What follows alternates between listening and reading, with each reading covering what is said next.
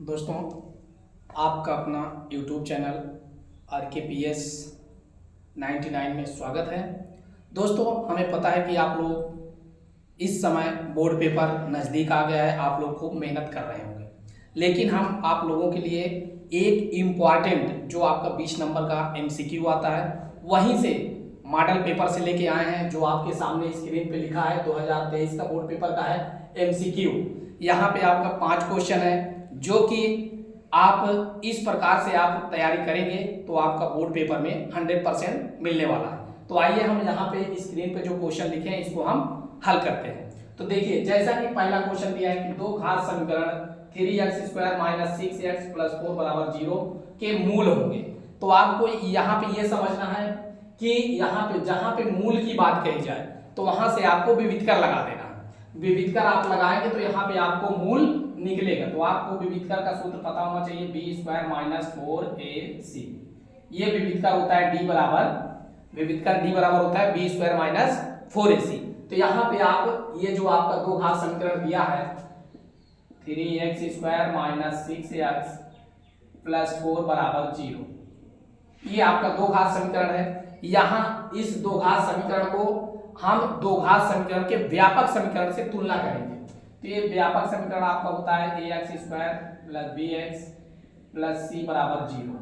ये आपका व्यापक समीकरण है। इससे आप जब तुलना करेंगे तो a का मान 3 मिलेगा, b का मान -6 मिलेगा, c का मान 4 मिलेगा। तो आप यहां से a b c का मान इस विविधकर के सूत्र पे रख देंगे तो आपका विविधकर निकल आएगा। यहां से b का मान रखेंगे -6 का स्क्वायर कर दीजिए -4, a के स्थान पे रखेंगे 3, c के स्थान पे रखेंगे 4। तो आप इसको जब हल करेंगे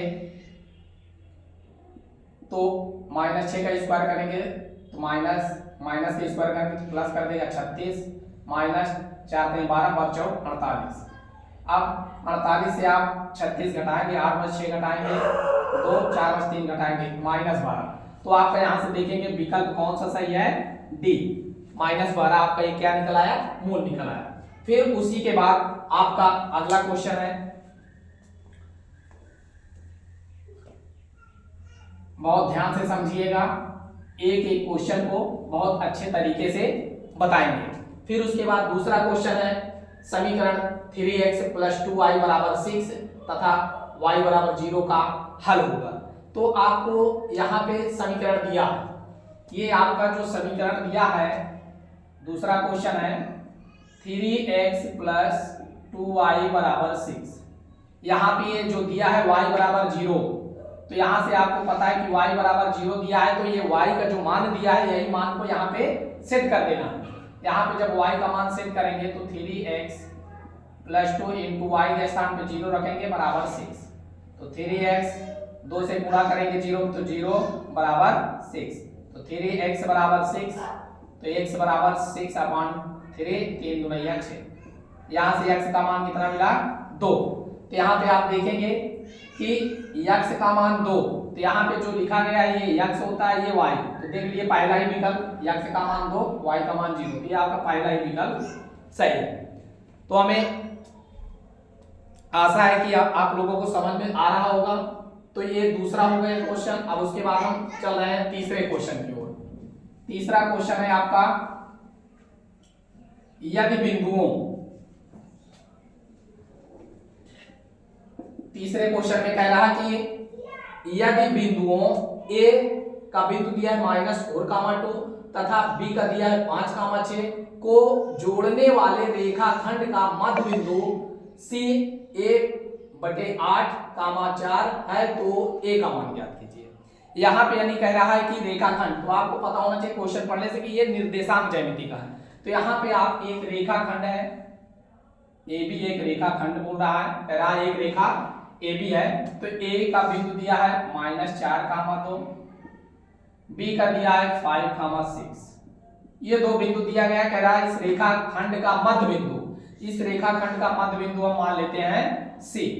तो इसका बिंदु दिया है a/8, 4, ये बिंदु दिया है। तो आपसे यहाँ से पूछ रहा है, क्या कह रहा है क्वेश्चन का, तो A का मान बताइए। जब ये मध्य बिंदु दिया है तो आपको पता होना चाहिए कि मध्य बिंदु कह रहा है, तो मध्य बिंदु का आपको सूत्र पता होना चाहिए। तो आपको मध्य बिंदु का सूत्र है मध्य बिंदु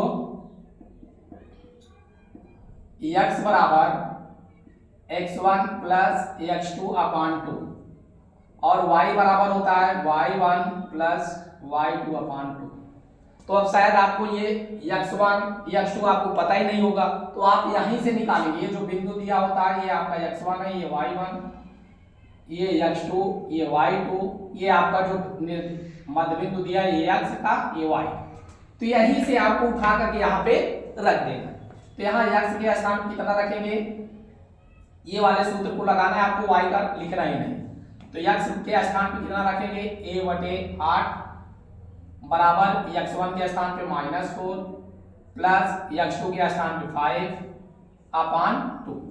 अब इसको आप हल करेंगे, त्रिया के यहां से गुणा कर देना, 2 से इधर गुणा करिए, 2a बराबर -8 चौक 32 प्लस 8 1 40। अब 2a रहने दीजिए, 40 से 32 घटा दो, 10 से 2 घटाएंगे 8, अब 2 इधर आएगा तो a बराबर 8/2, तो 2 चौक 8, तो a का मान कितना आया 4। अब यहाँ आप विकल्प में देखेंगे कि a का मान कितना है, यहाँ देखिए -8 है, ये b 4 है, c -4 है, d 2 है। तो यहाँ पे आपको ध्यान देना है कि दो विकल्प 4 और -4 दोनों है, तो आपको जो प्लस में आया तो प्लस वाले को आप काला कर देंगे। ये b का मान हो गया। हमें आशा है कि आप लोगों को समझ में आ रहा होगा। अगर समझ में नहीं है तो आप कमेंट जरूर करिए और अच्छे तरीके से समझाया जाएगा। फिर उसके बाद हम देखते हैं अगले क्वेश्चन की ओर चल रहे हैं। अगर जल्दी हो रहा है तो आपको वीडियो को रोक करके देख लीजिए, नहीं स्क्रीनशॉट ले लीजिए। फिर उसके बाद अगले क्वेश्चन की ओर चल रहे हैं। अगला क्वेश्चन है आपके, कह रहा है कि 4 नंबर क्वेश्चन कह रहा है यदि त्रिभुज एबीसी में AB बराबर 6√3 सेंटीमीटर, AC बराबर 12 सेंटीमीटर और BC बराबर 6 सेंटीमीटर, तो कोण B का मान होगा। यहां से आपको तीनों भुजा पता है, त्रिभुज में आपको पता है कि 3 भुजा होती है। अब तीनों भुजा का मान दिया है, कोण B का मान आपसे पूछ रहा है। तो आपको ये नहीं पता होगा कि पहले आपको कोण B कह रहा है तो कोण B आप बनाएंगे, ऐसे त्रिभुज बना देंगे। कोण B कह रहा है तो ये कोण B हमने बना दिया, ये A हो गया, ये C। तो यहाँ पे आपको दिया है AB बराबर 6√3, AB बराबर रख दीजिए 6√3। अब AC बराबर दिया है 12 सेंटीमीटर और BC बराबर दिया है 6 सेंटीमीटर। ये तीनों भुजा पता है, हमने अंदाज पे ही बनाया था कि ये समकोण त्रिभुज है, लेकिन क्वेश्चन में तो कहीं कहा नहीं गया कि ये समकोण त्रिभुज है। तो यहाँ से आपको चेक करना है कि ये जो थीटा का मान दिया गया है, यानी A 90 अंश, B 60 अंश, C 120 अंश, D 45 अंश। तो यहां से आपको चेक करना है कि इसमें कौन सा कोण होगा B का मान। ये वाला कोण आपसे पूछ रहा है। अगर देख लीजिए, इसको हम चेक कर लेते हैं। अगर समकोण त्रिभुज होगा तो आपको पता है समकोण त्रिभुज में कोण का मान कितना होता है, 90 अंश का। अगर ये आपको जब समकोण त्रिभुज होगा तब आप बता पाएंगे कि कोण भी कितने अंश का है, 90 अंश का। उसको हम कैसे चेक करेंगे कि समकोण त्रिभुज, इसकी कंडीशन होती है आपको पता है, ये कर्ण है, ये लंब है, ये आधार है। तो आप इसमें सूत्र लगाएंगे कौन सा, पाइथागोरस प्रमेय। पाइथागोरस प्रमेय आपको पता होना चाहिए, कर्ण स्क्वायर बराबर होता है लंब स्क्वायर प्लस आधार स्क्वायर। अगर आप इस पे रख देते हैं, अगर रख देते हैं तो कर्ण बराबर लंब स्क्वायर प्लस आधार स्क्वायर दोनों को वर्ग करके जोड़ते हैं, अगर कर्ण के बराबर है तो आप समझ लीजिए कि आपका त्रिभुज जो बनाया गया है वो कैसा होगा, समकोण त्रिभुज होगा। अब कर्ण दिया है 12 तो 12 रख के कर दीजिए वर्ग, लंब दिया है 6 का वर्ग कर दीजिए, आधार दिया है 6√3 तो इसको वर्ग कर दीजिए। 12 का स्क्वायर करेंगे 144, 6 का स्क्वायर करेंगे 36, 6√3 के स्क्वायर, 6 का स्क्वायर करोगे 36 और इंटू √3 के स्क्वायर 3।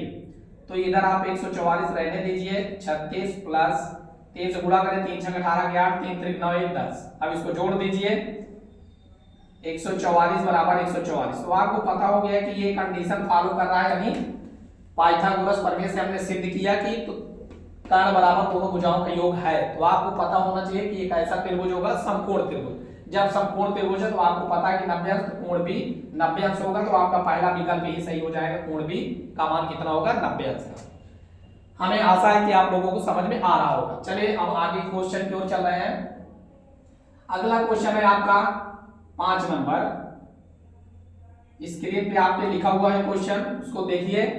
इसमें दिया है 5 नंबर में, कह रहा है यदि समीकरण x² + kx - 6 = 0 का एक मूल -2 है तो k का मान ज्ञात कीजिए।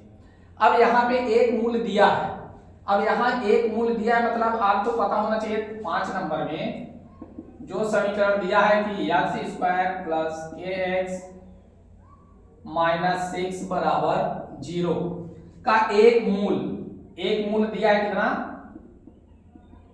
एक मूल दिया है आपका -2। अब आपको एक मूल, आपको पता है कि जब 2 घात समीकरण है तो उसके 2 मूल होंगे। अगर 3 घात समीकरण रहेगा तो 3 मूल होंगे। जब 2 घात समीकरण है इसमें 2 मूल होंगे तो ये एक मूल मान लीजिए x का मान आपको पता है कितना? -2। तो यही x के स्थान पे आप सेट कर दोगे तो किसका मान आपसे पूछ रहा है? k का, तो k का मान निकल आएगा। तो यही x का मान उठा के यहाँ पे सेट कर दो। x के स्थान पे रखोगे -2² प्लस k इंटू x के स्थान पे -2 - 6 = 0। -2 को वर्ग करेंगे +4। अब यहां से देखिए -2 से k में गुणा करेंगे तो किसमें आएगा? -2k - 6 = 0। अब -6 से 4 घटाएंगे -2 -2k = 0। तो -2k बराबर ये -2 इधर आएगा प्लस हो जाएगा, k बराबर 2/-2 आपका मिल रहा है, कैंसिल हो गया। k बराबर कितना आ गया? -1।